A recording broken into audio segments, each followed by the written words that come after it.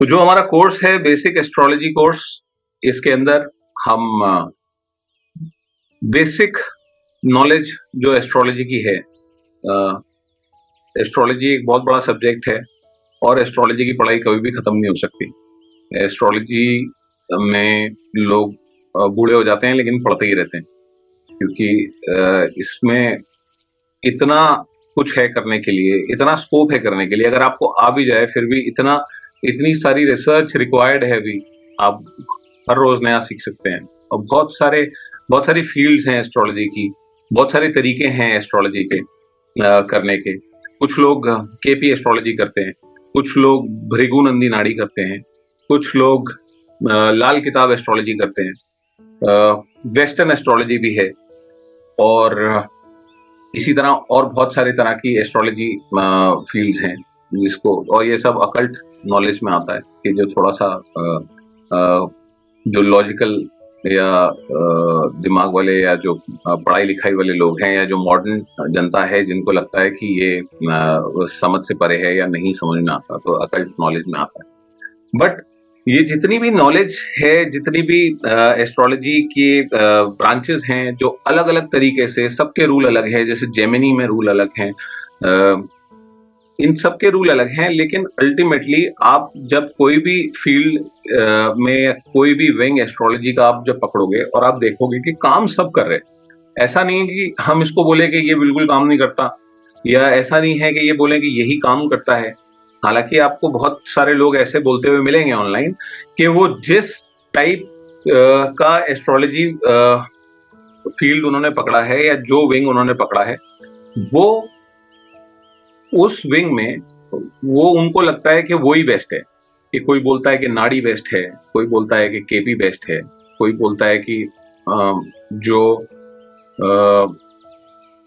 मैं जिस तरह की फील्ड कर रहा हूँ, क्योंकि उनको वो ठीक लगता है तो उनको लगता है कि वो ठीक है। लेकिन अलग अलग रूल से आप एक नतीजे पे पहुंच सकते हो, जैसे कि 2/2 भी 2x2 भी 4 है, 4x1 भी 4 है, 4 बार 1 को प्लस करेंगे तो भी 4 है।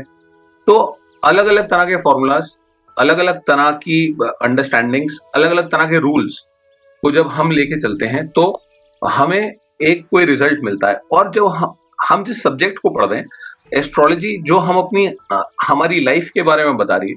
हमारी लाइफ हम जानते हैं कि कितनी ज्यादा मल्टी डायमेंशनल हमारी लाइफ है। पल पल में हमारे ख्याल, अलग अलग तरह के, अलग अलग लोगों से हमारा मिलना, अलग अलग तरह के हमारे रिलेशनशिप्स, अलग अलग तरह की रिलेशनशिप्स में हमारा अलग अलग तरह का बिहेवियर और उसके अलग अलग तरह के रिजल्ट। कोई हमारा बेनिफिशियल रिलेशनशिप है, कोई हमें उतना खास नहीं लगता, कोई हमें पसंद नहीं करता लेकिन हम उसे पसंद करते हैं, and so on and so forth. So इतनी बड़ी एक आदमी की अगर हम लाइफ की बात करें तो इतनी सारी चीजें हैं उसके अंदर डिकोड करने के लिए कि ये सारी की सारी नॉलेज भी हम साथ में लगा देंगे तो भी हम शायद एक आदमी की लाइफ नहीं प्रेडिक्ट कर पाएंगे। लेकिन फिर भी हम कोशिश करते हैं कि जो जरूरी चीजें हैं वो हम पकड़ पाएं। तो हम किसी भी एस्ट्रोलॉजी फील्ड को पकड़ें, अगर हम उसके अंदर एक्सेल करें और उसके अंदर हम मेहनत करें, शोध करें, साधना करें, तो हम एक काबिल एस्ट्रोलॉजर बन सकते हैं। फिलहाल जो हम एस्ट्रोलॉजी पढ़ रहे हैं ये आप बोल सकते हैं कि हम पराशरी ज्योतिष पढ़ रहे हैं, जो कि ऋषि पराशर की देन है, और हम उनको गॉडफादर बोल सकते हैं एस्ट्रोलॉजी का।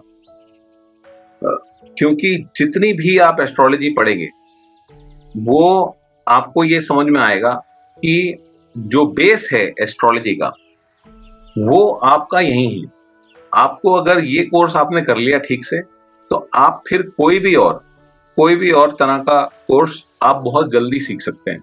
कोई भी और तरह की ज्योतिष फील्ड में आपको कोई भी तरह नया तरीके की आपको पता लगेगा कि जैसे भृगुनंदी नाड़ी में हम सिर्फ राशियां लेते हैं, हाउसेस को नहीं लेते हैं, लेकिन बेस सेम है।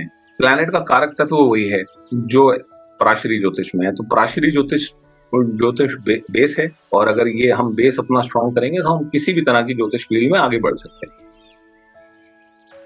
आप लोगों से बस यही रिक्वेस्ट है कि आप लोग साथ रहें इस कोर्स में, इस कोर्स के दौरान, और मुझे इसी तरह सपोर्ट करें। तो मैं जितना मेरे को आता है मुझे सब कुछ तो नहीं आता है, लेकिन मेरे को जितना आता है, मैं कोशिश करूँगा कि मैं आपके साथ शेयर कर पाऊँ।